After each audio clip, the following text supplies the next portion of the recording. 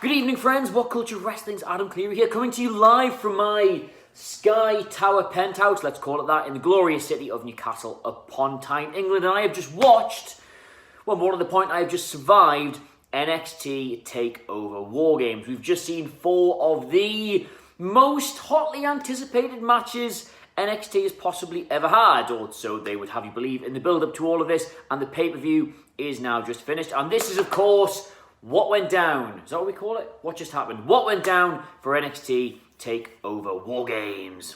Now, I have said on every episode of Ups and Downs and any single podcast they will let me go on that NXT have been in a very difficult position for this pay-per-view because they've simultaneously had to build enough of interest in these 4 matches that we all buy into the idea that everybody hates each other and they need a WarGames match to settle it, whilst at the same time being able to completely believe that they'll drop all this provided Triple H and Shawn Michaels ring them and go, hey, guess what? We've got a tank. So they've been caught between needing to promote 2 shows in all of this, and it's been tricky. There have been some people who haven't come out particularly well over the back of it, Rhea Ripley is one example, and some people have come out really well off the back of it, a la Adam Cole. But tonight, it all got settled and we move on towards Survivor Series. And I'm going to run you through the card and what happened because, my God, if you haven't heard already, then you are going to.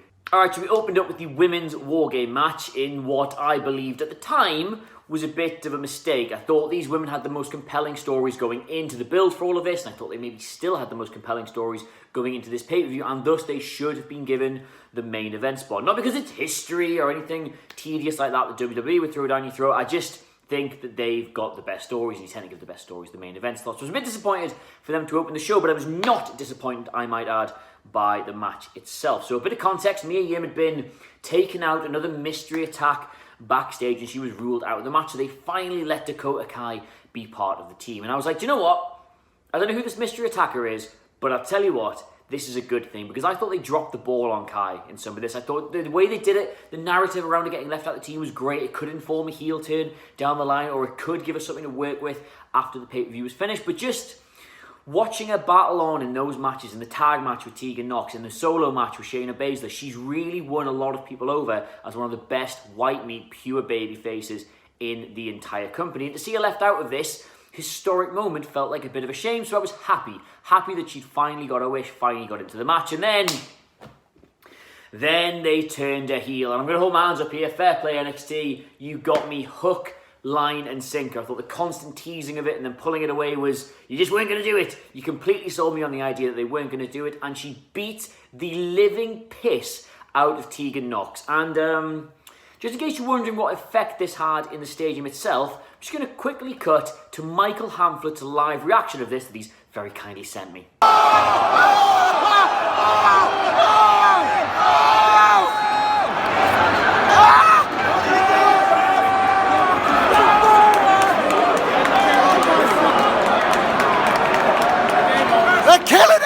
Yeah, that's how that one went down live, and that's how that one went down on this very sofa. I was screaming at that television. Having worked with Tegan Nox when she was under a Nixon Newell gimmick with WCPW, she's somebody we all care a lot about here at What Culture, and my God, to hear her screaming and writhing around like that, she worked the injured knee over and over. One of the most difficult to watch WWE segments of the past couple of years. But the match itself, I should get onto that, was brutal. It was brilliant. It was full of amazing spots. You had this amazing Poison Rana from Candice onto Kaylee Ray. By the way, if you were wondering how Kaylee Ray got into this match, I'd be very open to the suggestion that she literally just went backstage and went, do you need somebody to take all the bad bumps, hen? And then just like got into it off the back of that, because she got brutalized in this match, constantly thrown around.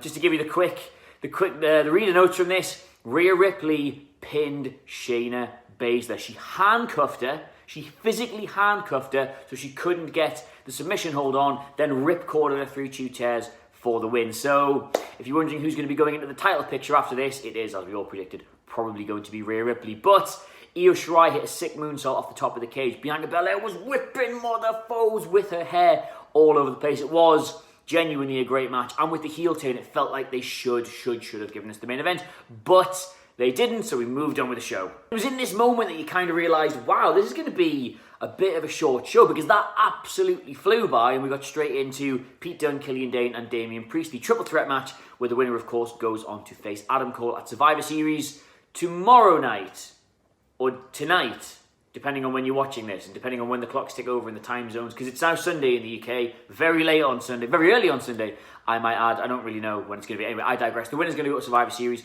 and all the rumours were that was going to be Pete Dunne, because he's the man who's probably had the best match with Adam Cole, given the opportunity. He's the man who's got a bit of history with Adam Cole. He's been in these big matches before. WWE trust him to put on potential match of the year candidates. And no disrespect to his opponents, but Killian Dane, I don't know if there's enough interest in seeing him in that match. And Damian Priest, he's just not quite there yet. And that's kind of how it felt in the match itself, because Pete Dunne was the most compelling element of it. The three of them traded offense, probably the most even triple threat match I've ever seen. There were parts where all three of them felt like they dominated, parts where all three of them felt like they were after the match. And we've got this little triangle of finishes getting exchanged, which I've just done on my notes here so I can get it in the right way around. Irish Plantation, I think Dane still calls it that, on Priest. And then we got the bitter end on Dane. Then we got the reckoning on Dunne. And all of them led to incredible near falls before Pete Dunne finally pinned Dane for the win. So he advances onto Survivor Series. And I gotta be honest here, given how hot the opening match was for the women, this did kind of lose the crowd in parts. I think it's going to be one of those where if you watch it back in isolation, you see it as a really great match. But just at the time, it just felt like people, God, they were a bit exhausted. Michael Hamflett, for example, bit exhausted by that first match and didn't really know what to do with themselves. But I liked it. Pete Dunne, he is your winner.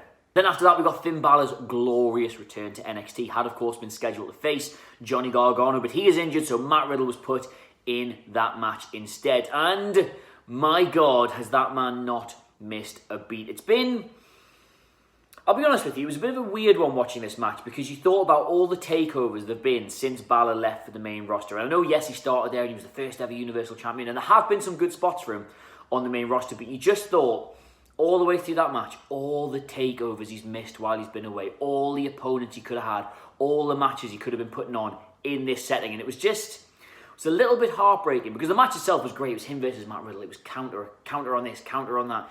Offense, ingenuity, everything. It was a perfect wrestling match for me. I absolutely loved it. But it just made you sad, because Riddle's not been around in NXT that long. He's probably only got about 12 months now where he's really been a consistent part of that roster, certainly at the top end of it. There have been so many other people come and gone through NXT that Balor could have had an absolute barnstormer with. And it just made you sad to think about how they've used him, how badly they've used him on that main roster. But the match itself was brilliant. There was a couple of moments where, even though this was the one match of the night where you were like, that's a lock-in, Finn Balor's got to win his return match, they sold you on Riddle that winning.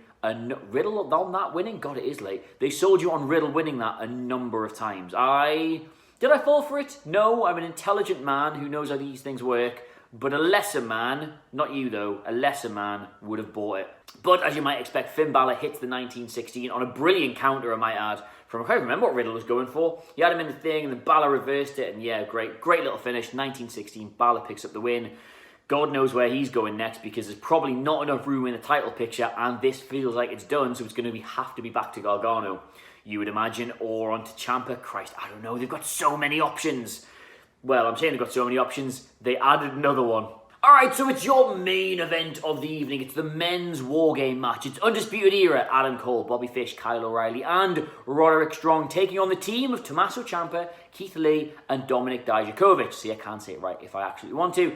And a mystery fourth member. Now, I'm really sorry if the thumbnail spoiled this for you, but, well, you know, you're a grown-up, you should be able to avoid these things. If you really want to, they added, at the last second, Kevin Owens to this match. There's been so much speculation. I put on Twitter, who have you got for this? And everyone's like, ooh, Velveteen Dream, possibly John Morrison. Sheamus, some people even said he's due a return. Simon Miller, Repo Man, because people like to tell the same joke 500 times. But it was Kevin Owens. Finally, after all this speculation that Owens would be going back to NXT, he's actually done it. Like, for me, personally, when Balor returned to NXT, the thing that shocked me most was that's not Kevin Owens, because he feels like such a perfect fit to be back on that roster.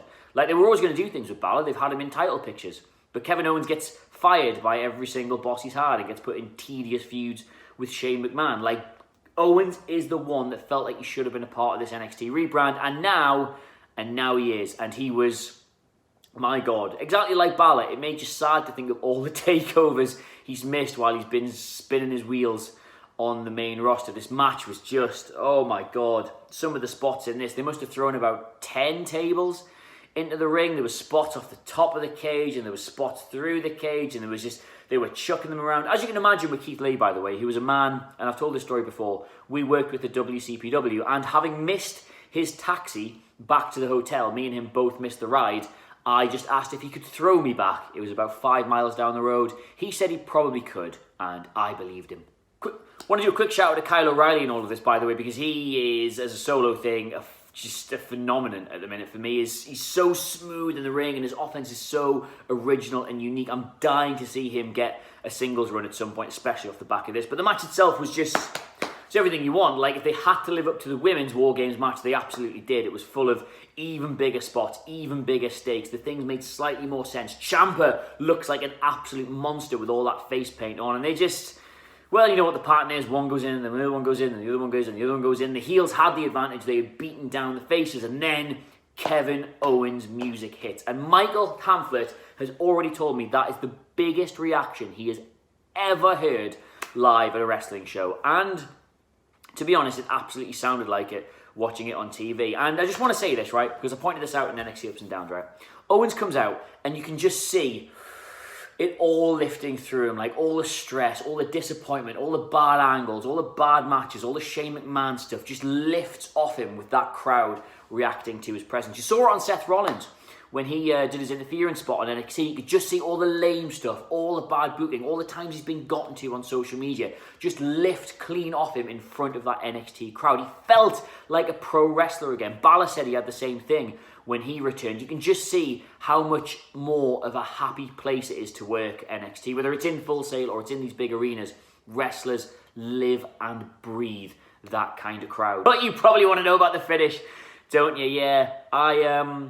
Yeah, so everybody gets put through a table because that's what all the tables are for. Oh, this is after, by the way, Adam Cole's done a Panama Sunrise on Kevin Owens on the little metal strip between the two rings, which, I'm not kidding, that loosened 3 of my teeth just watching. Anyway, everyone's been put through a table except for Tommaso Ciampa and Adam Cole are on the top of the cage, and then Ciampa, I've still got it on repeat here, just picks him up, cradles him, you know, he did the gargano that time, he jumped up the stage, but jumps backwards off the cage through 2 tables and just lies there for 1, 2, 3. Both the face teams have won, and I might add, the NXT Men's Champion and the NXT Women's Champion both got pinned in the doing so, which means Rhea Ripley must surely be about to face Shayna Baszler at the next available opportunity, and Tommaso Ciampa must surely be about to face Adam Cole, probably at the Rumble, I would like to think. Oh wait, did they cancel TakeOver for the Rumble?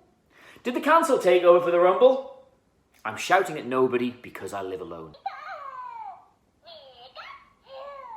He says they did. So yes, NXT TakeOver WarGames, the impossible pay-per-view that could not make any sense being straddled between Survivor Series and NXT on TV, has somehow delivered in every single capacity. The women's WarGame match was excellent. The triple threat match was probably better than it had any right to be. Finn Balor's return was sensational and made Matt Riddle look like a star, even in defeat. And the men's WarGame match, if only for that spot at the end, made me believe in pain once again. So yes, the show as a whole is absolutely excellent. If you do get the chance to check it out, you've got 2.5 hours burning a hole in your pocket. I implore you, give it a watch. But if you have already seen it, let me know what you made of it in the comments below, and only the show, please. I don't want you judging my flat. I didn't even know you were coming over. But in the meantime, yes, don't forget to subscribe to What Culture. We'll be back tomorrow for more breakdowns, more previews and whatever, and there's a live stream for Survivor Series for myself, Wilborn, and Phil. I presume that's the order we'll be sitting in. But in the meantime, thank you so much for watching me live from the Sky Palace in Newcastle upon Tyne.